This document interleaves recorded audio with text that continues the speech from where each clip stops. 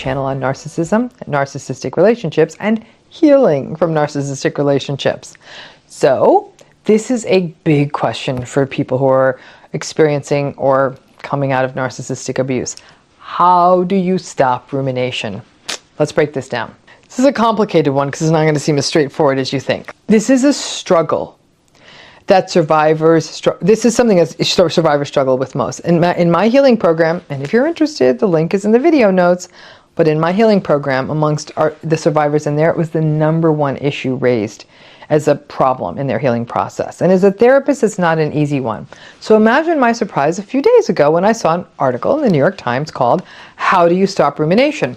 I dropped what I was doing. I couldn't open and read the article fast enough.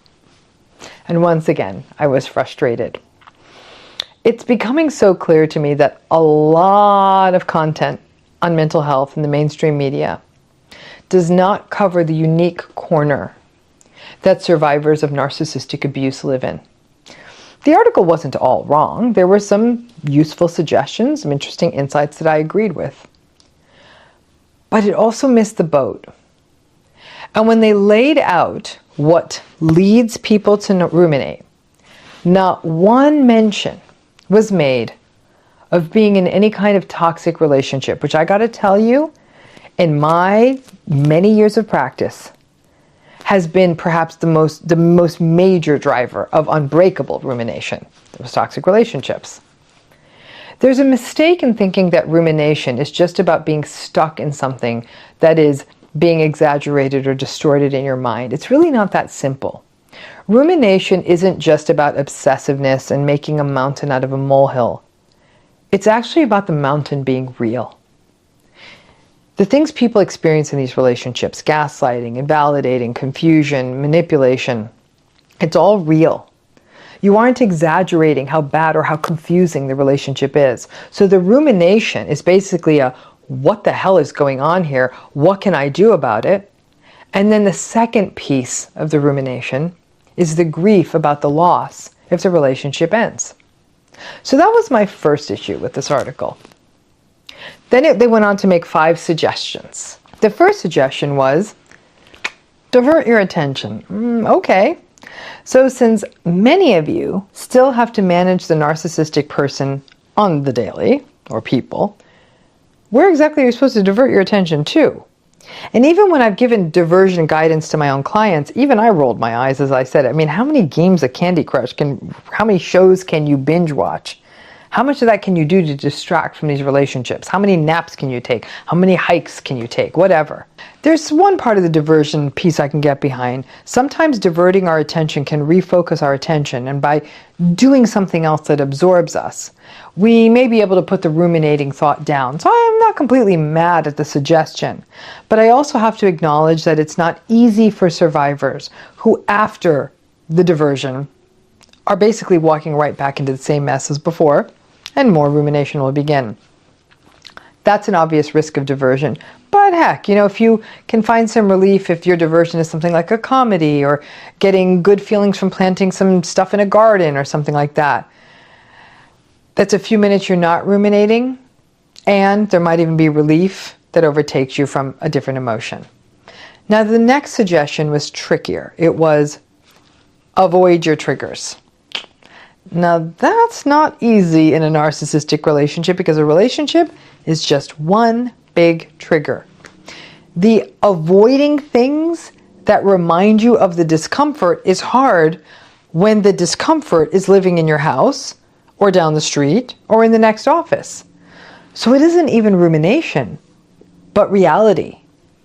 And the constant exposure means you don't get a break. The other suggestion was to block, mute, or unfollow anyone who triggers you. At some point, if you have enough narcissistic people in your life, you may not be following anyone, so you might as well get off social media, which frankly could be a great anti-rumination strategy for narcissistic relationships. I do agree, though, cleaning up your feed can make a difference when it comes to rumination. But avoiding your triggers is a piece of guidance, as a piece of guidance for survivors is rough because it's everywhere. And then, honestly, you could overcorrect so much that you almost end up experiencing like an agoraphobic reaction. If I can't leave my house because the world is nothing but triggers, unless the triggers are in your house. Now listen, in this article, all of the guidance wasn't bad, and there are some takeaways that could be useful for survivors of narcissistic abuse who are struggling with rumination. One was immersion in a moment. I suggest to survivors when they are in a narcissistic relationship moment that they immerse themselves in their surroundings and sort of try to tune the narcissist out. One way I think that can be done is through description. Describe the scene around you in minute detail. The color of the floor, the smell in the air, the color of the walls, the material the door is made of, the sounds, whatever. It can kind of pull you out of the narcissistic person's madness and ground you in your own reality. The article was really talking about immersing in moments so you are present and break out of the thought loop. Again, not easy, but those mindful moments may break the cycle. But then you have to deal with the narcissistic person and the confusing memories, and rumination then is likely to kick back in. It's just the nature of narcissistic relationships. Another thing they suggested is a worry timer. Give yourself 30 minutes and you can worry all you want, but then you have to stop. Again, that's not easy. My guidance is a riff on that, which is go ruminate away.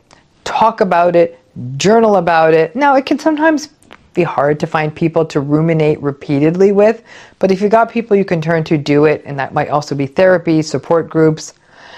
There are some stories some of my clients have repeated about 100 times to me, and I don't stop them and say, haven't I heard that before? I listen carefully to see if anything is shifting for them. I validate and empathize and recognize that each time they share it, maybe they are slowly releasing it and breaking out of that cycle of rumination. Sometimes we just have to keep playing it out over and over to finally let it go. Reading the article, though, reminded me why so many survivors are hamstrung by rumination and find it so difficult to recover from it. So much of the guidance about rumination doesn't account for the unique confusion raised by a narcissistic relationship, a confusion that is often unacknowledged by others and made worse if you have to keep facing these folks down. So a personal example I could share is that I recently had to deal with a situation like this in my own life. I took my guidance and was fortunate enough to have a few sounding boards. And I just kept talking about it. In a way, talking about this narcissistic situation I was in, and it's not a pleasant metaphor, it was like throwing up. Like it got the icky feeling out of my gut. The situation ultimately has worked its way out. I'm still in situations that bring up the feelings, but I can talk it out, and talking it out can break the rumination cycle. The situation brings up old feelings and anger, and all the distraction in the world won't take the rumination away when it comes back again. But most people don't get that opportunity to talk it out. If you can, find your people who give you permission to talk about it and hopefully let it go. Other people not understanding narcissistic abuse, if you don't have those people in your life, it can make this harder. But if you can't avoid your triggers or distract this away, you can slowly work it through and recognize that the rumination about narcissistic abuse is a rumination like no other. And just knowing that can help you feel a little less obsessive. And above all else, recognize that just because a news article doesn't get it or recognize the unique form of rumination you're facing doesn't mean that it's not happening. I don't want to be a hater because the article did actually hit some important points and points of view. But leaving out people who are going through toxic relationships and not recognizing that they're one of the groups that are the most impacted by rumination misses a unique experience of rumination and the most problematic pattern that survivors of narcissistic abuse struggle with. If you have suggestions for rumination that have worked for you, please drop them in the comments. If you are looking to do a deeper dive on healing, please check out our healing program, and the information is in the video notes. Thanks.